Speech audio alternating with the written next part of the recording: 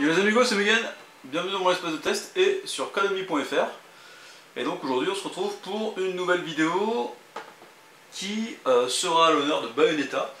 Voilà, donc j'ai hésité un petit moment au bout de vous la faire. En fait je suis en train de faire le test écrit, je suis en train de commencer, j'ai pas mal avancé. Je me suis dit que j'allais peut-être faire tout le test à l'écrit. Et arrivé à la partie gameplay du test, je me suis dit, ah, faudrait quand même que je leur montre. Et la vidéo du coup me permet de vous montrer plus facilement. Donc, sur Bayonetta ça me semblait vraiment cohérent de vous montrer une vidéo tout simplement, voilà. Donc je vous avais fait la présentation de la première édition avec donc Bayonetta premier du nom, la réédition Wii U et Bayonetta 2, donc le nouveau jeu exclusif à la Wii U. Et donc là le test porte sur le 1, un jeu que j'avais essayé à l'époque. J'avais un peu joué mais pas énormément, je l'avais pas terminé. C'était juste un essai. Et là en faisant le jeu complet, le 1 là, j'ai fini il y a quelques semaines, j'ai pris une claque dans la gueule monumentale. Et donc voilà, c'est pour ça que j'ai mis un peu le temps pour ressortir le test, c'est que ouais, le jeu m'a beaucoup plu et je voulais vous montrer un peu pourquoi, parce que Bayonetta c'est un univers graphique, ça j'en parle dans le test bien sûr, mais c'est aussi un gameplay de malade, vraiment un gameplay de dingue, très poussé, qui repousse les limites du beat'em all et ça j'ai particulièrement aimé. Alors, on va charger la partie, tac, pas de soucis. Donc je vais essayer de pas vous spoiler, voilà, là j'ai remis le 1, parce qu'enfin là je suis sur le 2 en ce moment, j'ai remis le 1 dans la console. Donc le jeu bien sûr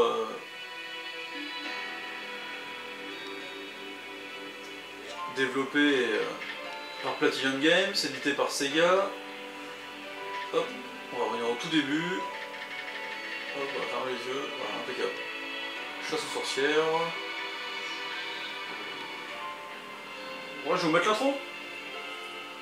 Donc intro particulière, puisqu'en fait c'est une cinématique mais vous jouez directement, donc c'est assez difficile à suivre.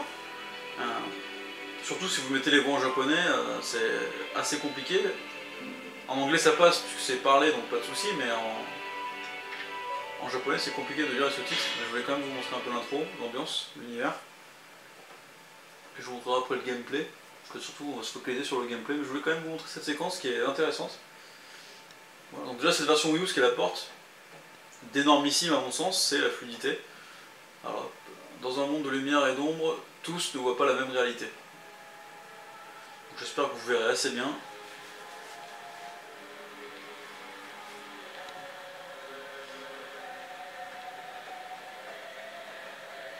Bon, visiblement j'ai le costume de Peach. Ça va permettre de découvrir.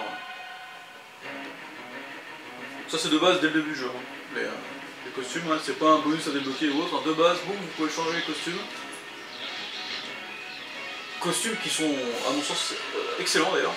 Puisqu'en fait, ils changent l'aspect visuel de l'héroïne, mais ils changent aussi les bruitages. Ouais, boum, ça c'était la main à Bowser. Ça change pas mal de choses, c'est bien foutu. Hein, donc il s'agit bien sûr d'un beat'em all. Si Superman est au sommet de la chaîne alimentaire au niveau des super-héros, à mon sens, Bayonetta est au sommet de la chaîne alimentaire au niveau des beat'em all 3D. Voilà. C'est vraiment le beat'em all par excellence, que ce soit au niveau du kiff, de la précision du gameplay et de ce qu'apporte le jeu pour le genre, à mon sens. Hein.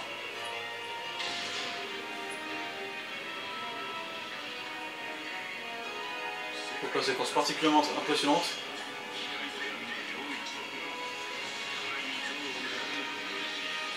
Donc là, vu que c'est le début, j'ai pas accès à mon menu. Hein.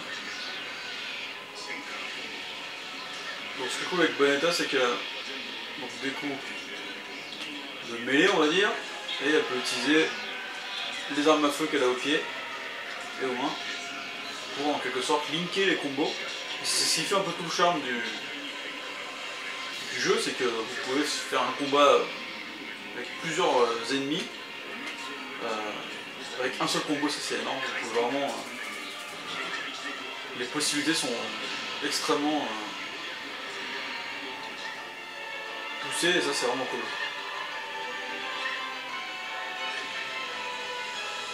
Et puis au passage vous pouvez profiter de l'ambiance sonore bien évidemment. Et ça j'en parle dans le test.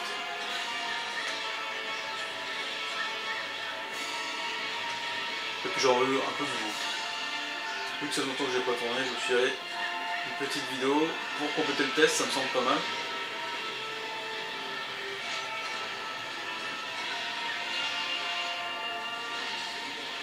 Bon, bien sûr c'est le combat entre les anges du paradis de Lumen et les sorcières de l'Umbra. Voilà. Un combat ancestral qui dure depuis des centaines d'années. Et on incarne Bayonetta, la dernière sorcière de l'Umbra qui semble encore en vie, voilà. L'histoire va assez loin, c'est un trip hein, vraiment particulier. Même si la construction du scénario, du récit est très particulière. Je me souviens quand j'avais essayé le jeu en 2010, j'avais rien compris à l'histoire, mais vraiment rien du tout quoi. J'avais juste compris que c'était un combat entre deux factions, on va dire, le paradis et les sorcières. Mais toutes les subtilités, j'avais absolument rien compris. Puis la mise en scène est volontairement... il y a beaucoup d'éléments à prendre en compte. Et c'est vrai qu'on peut s'en mêler les pinceaux quand même. Donc la construction reste toujours aussi brouillonne, même si on se met dedans. En fait, voilà, vous avez deux types de cinématiques, on va dire. Vous avez donc les cinématiques animées, où ça parle et tout, c'est très...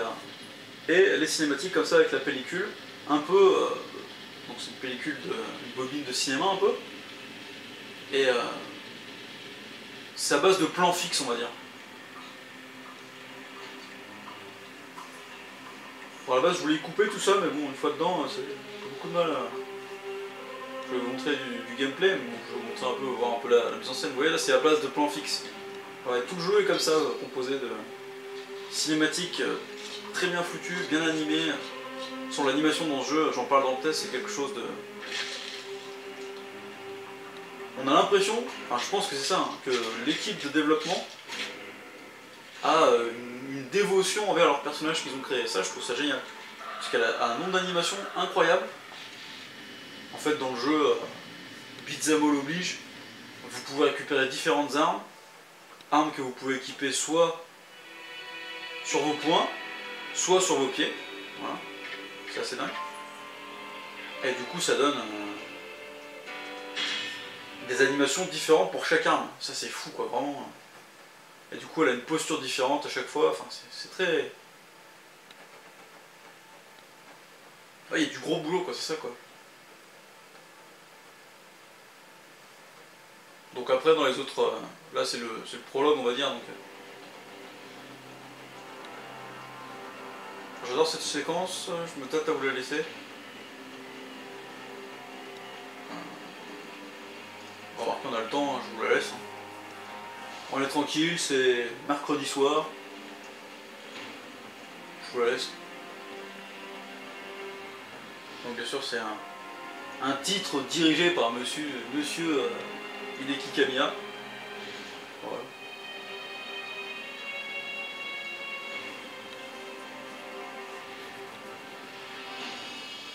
Que voici.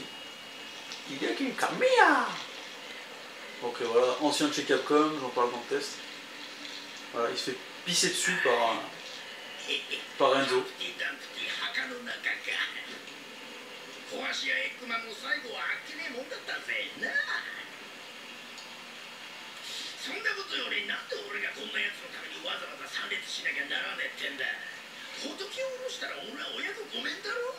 D'ailleurs, au niveau du son, j'avais une petite galère.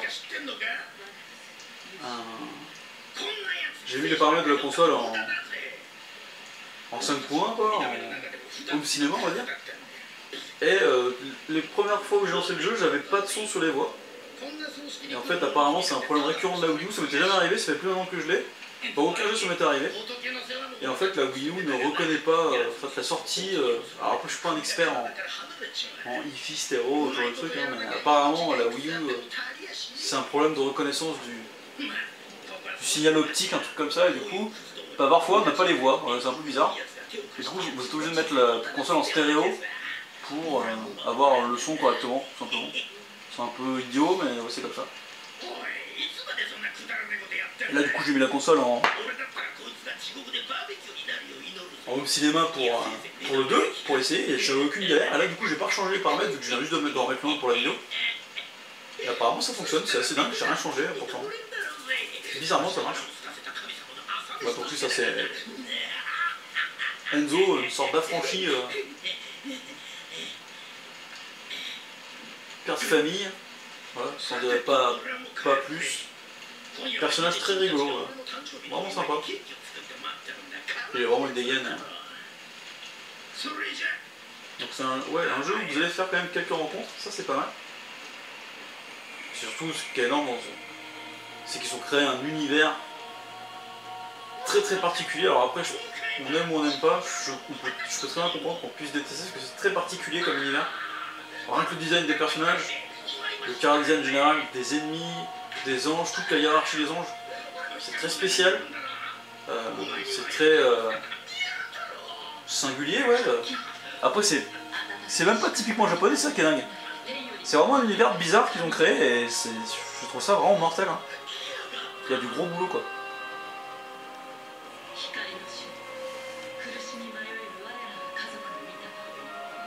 C'est un peu bien pour ça.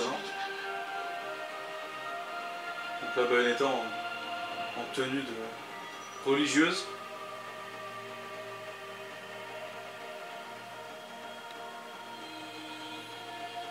Bon quoi, les cinématiques animées sont vraiment... Ça envoie quand même. Bon, par contre la console mouine vraiment. Je sais pas si vous l'entendez dans la vidéo mais... Au début quand j'ai mis le jeu j'ai fait waouh. Ouais, elle est sortie il y a... Ouais, ça fait un mois qu'elle est sortie déjà. Le temps passe vite et pourtant je joue que... ouais, Bayonetta 1, Bayonetta 2. Alors surtout Bayonetta 2 et puis ouais, Smash Bros bien sûr. Sur la 3DS, puisque pour l'instant j'ai pas l'édition Wii U. Puisque j'ai pris le pack avec Mario Amiibo, là, le pack Amiibo, qui sort donc le 5 décembre. Voilà. Et d'ailleurs, pour tout vous dire, aujourd'hui nous sommes le 26, et j'ai enfin trouvé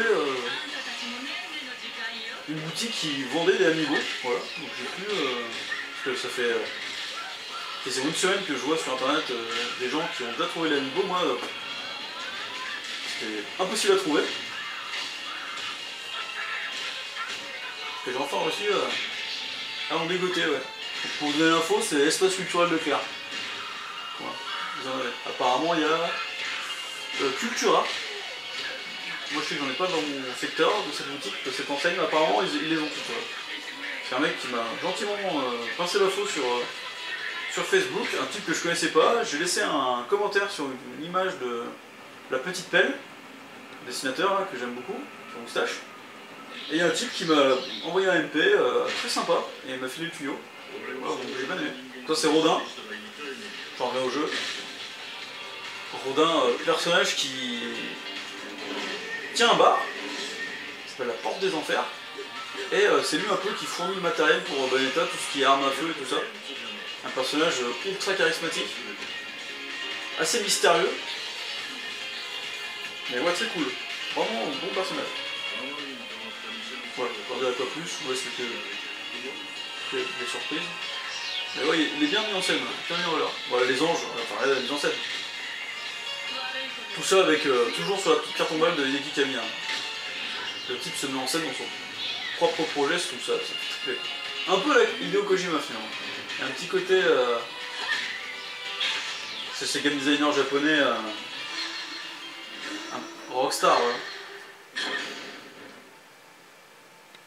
Et le truc qui est cool, c'est que... Oh là, le truc qui est cool, c'est que les costumes des DLC, enfin du bonus quoi, sont intégrés dans les cinématiques. Et ça, je trouve ça génial, parce que ils auraient pu la jouer feignant et boum, on sort le costume pour les phases in-game, Et dans les cinématiques, bah, on met le costume d'habitude quoi. Le costume noir, la combinaison quoi.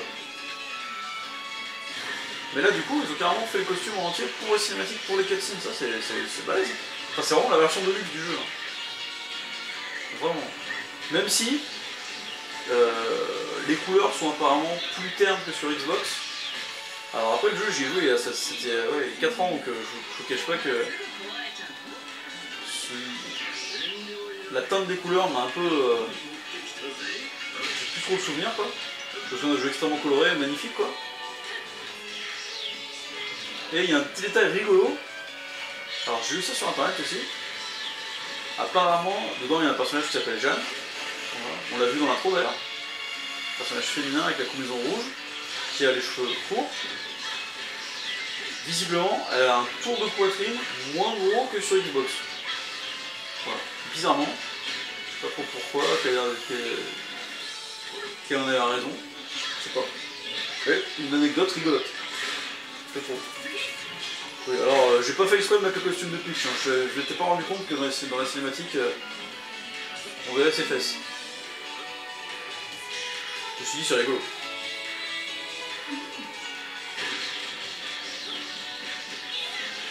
C'est Mario à la ceinture. Rigolo.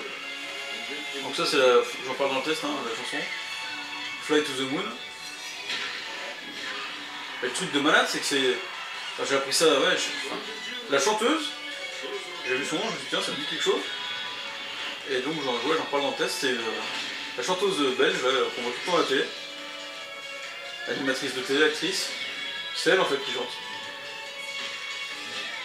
C'est Elena Noguero je crois. Comme ça. Ouais. Bon, ouais, la chanson je la connais surtout parce que c'est une chanson de Frank Sinatra. Enfin, Frank Sinatra l'avait reprise.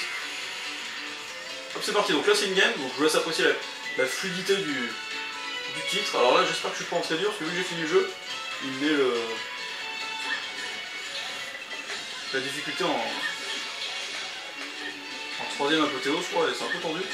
Alors je vous cache pas, je suis pas spécialement bon à Bayonetta. J'ai énormément peiné. C'est un jeu qui est exigeant et du coup j'ai vraiment aimé du coup. Ça m'a beaucoup plu. Du coup vous avez vu c'est les pièces de Mario. Normalement on ramasse des rings hein, de Sonic. Hein. Sega oblige. Là je trouve ça vraiment cool. Et là du coup on ramasse des pièces de Nintendo. Enfin c'est dingue. C'est un jeu édité par Sega. Enfin voilà. C'est complètement dingue quoi. Un jeu Sega et les rings sont remplacés par les pièces de Mario. Enfin c'est trop fort chaud. On va faire une petite... voilà. Donc le jeu, voilà, je vous explique le système de combat. Donc les combos, beaucoup de coups. Et en fait, vous avez, voilà, avec la gâchette, vous pouvez, avec un bon timing, ouais, je peux esquiver comme ça. Et si j'esquive à un moment, à un timing particulier, hop, j'active ce qu'on appelle l'envoûtement ou le witch time, qui ralentit le temps et qui me permet de dézinguer les ennemis comme il faut. Voilà. Très pratique. Les petites orbes en haut à gauche sont de la magie. Donc ça aussi, ça incite à bien jouer, puisque dès que vous faites toucher, la magie disparaît. Et c'est ce qui permet de lancer les coups critiques. Et de châtier les ennemis. Vous voyez ? Attaque sadique. Sans ça, pas l'attaque sadique. Donc la magie est importante. Faut vraiment faire gaffe. Alors, je vais vous montrer un peu les coups avec le flingue du coup. Donc je peux switcher. J'ai 2 sets, on va dire, hop, d'armes que je peux personnaliser. Donc je ne vais pas vous spoiler, donc je ne vous montrerai pas. Là j'ai pris un katana simple et une autre arme.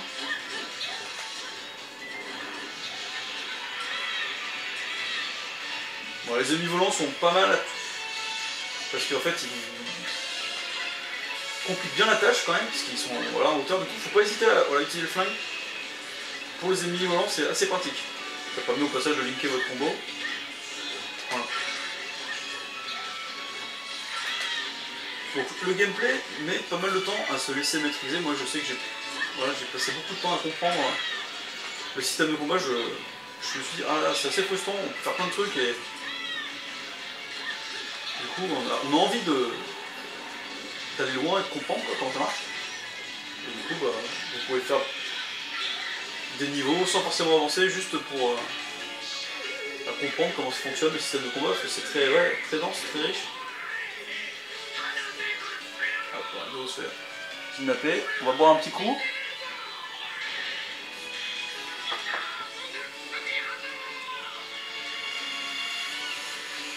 Voilà. On peut sauter, il y a quand même quelques phases de plateforme. Voilà. Qui je vous montre, on peut se transformer en panthère. Voilà. Et voilà les petites fleurs derrière, petit clin d'œil à Okami. Sympa. Voilà, c'est quelques pièces. On va cette année. Je ne pas que cette vidéo dure très longtemps non plus. Juste pour montrer un peu le gameplay, ouais, tranquille. C'est quand même plus sympa que. Enfin, plus sympa. Plus démonstratif qu'un texte. Sinon j'aurais produit un gros pavé et. Je sais que maintenant, enfin, pas trop le temps de. Les tests un peu longs, c'est peut-être pas adapté au mode de vie de chacun, on n'a pas trop le temps de tout lire. Voilà. Donc j'essaie de m'adapter. Quand je peux faire une vidéo, je le fais. Voilà. Même si c'est pas mon support favori. Pas forcément le matériel nécessaire pour faire des captures très propres, surtout là, sur un jeu aussi techniquement aussi propre, ça fait un peu pas mal au cœur, mais voilà. Mais bah, je pense qu'avec la caméra ça devrait passer quand même. Pas trop, ça va pas être trop dégueulasse. Enfin un peu, mais pas trop, voilà. Vous connaissez maintenant.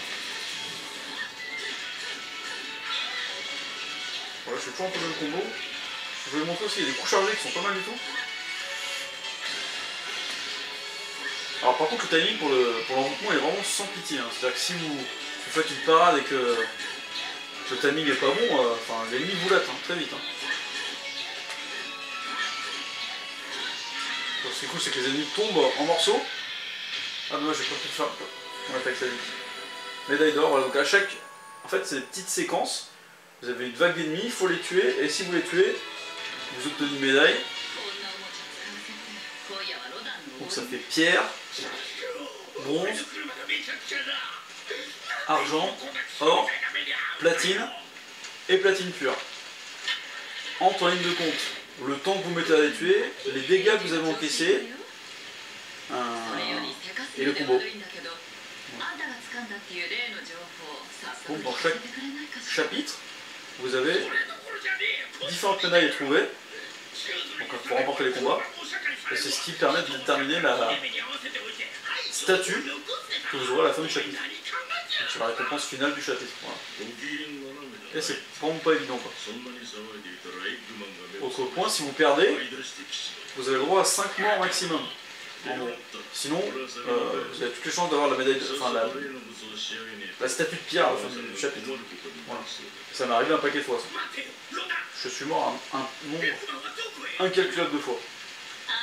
Voilà. Même si à la fin finalement, c'est ça qui est cool, c'est qu'à la fin du jeu, enfin à la moitié du jeu, vous commencez à vraiment comprendre comment fonctionne le jeu, là vous sentez que vous progressez. Vous sentez que vous maîtrisez le personnage et c'est jouissif vraiment quoi. C'est vraiment une sensation qui est géniale je trouve. C'est bien conçu quoi.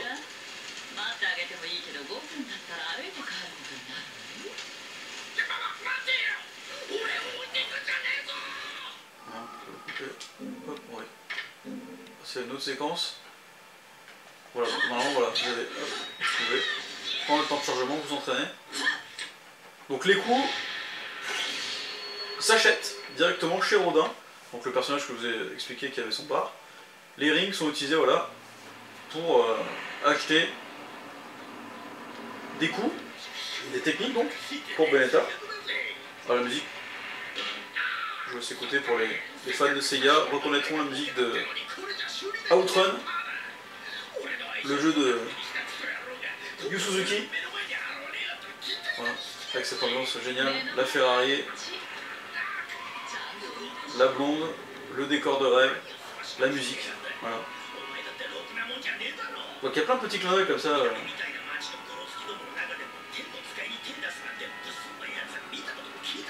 Donc vous avez vu, c'est quand même assez bavard pour un beat'em all. Alors moi j'ai particulièrement apprécié. J'adore. Les dialogues sont très bons. Après je vous dis c'est l'histoire, faut vraiment suivre. Ça part dans tous les sens, faut vraiment suivre.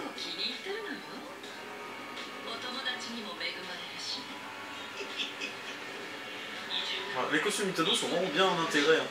Bien foutus quoi, c'est pas juste un skin ou... Enfin, voilà, c'est bien foutu, vous voyez la base de ses cheveux, vu que la combinaison de Bayo c'est ses cheveux, j'avais peur que ça fasse... Là la couronne ils ont rajouté, enfin c'est bien foutu vraiment. C'est assez atypique pour une console Nintendo, mais d'avoir une héroïne comme ça... Alors je vais couper, je vous montrerai la séquence de gameplay, on se laissera là-dessus. De toute façon, voilà, je vous cache pas, voilà, le jeu je l'ai adoré, vraiment. Tout n'est pas parfait, attention. Il y a quelques petits détails. Voilà, dedans vous avez des séquences en beat'em all en fait. Que j'ai aimé mais qui sont à mon sens maladroites. Enfin, ça casse un peu le délire. Voilà. C'est cool d'avoir mis des séquences variées comme ça. Il y en a une notamment qui est assez...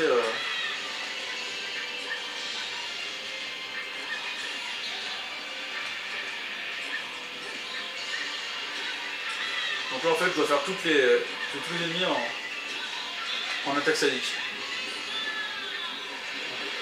Donc même chose, il y a dans le jeu, je dois affronter des boss qui sont gigantesques, j'en parle dans le test.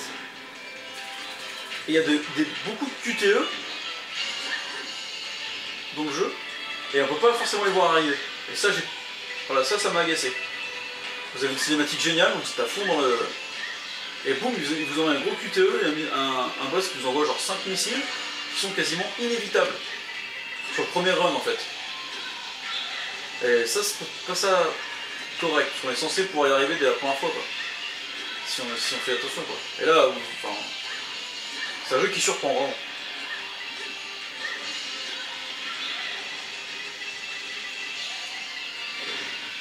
Bon. Ah, j'ai fait.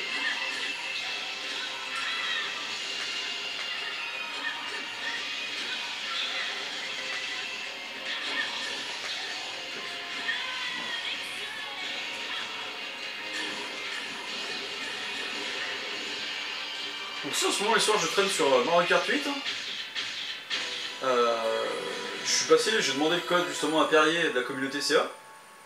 Je suis passé un ou deux soirs mais j'ai vu personne, alors j'ai peut-être pas bien saisi les horaires ou je sais pas. Voilà. Si vous voulez, généralement je suis en ligne en soirée généralement. Voilà. J'ai beaucoup aimé le DLC en fait. Même si au début je trouvais les tracés, notamment le tracé des ruelles un peu loupés. Enfin, c'est bien fait, hein, pas de soucis. Et le tracé m'avait un peu déçu dans les séquences de virage, l'enchaînement des... On reste pas assez dans le château, j'ai trouvé.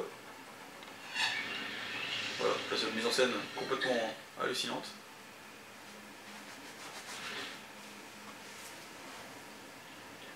Donc si, la jouabilité au gamepad, c'est important d'en parler, puisque la manette est assez grosse finalement pour le joueur lambda qui n'est pas habitué à utiliser ce contrôleur.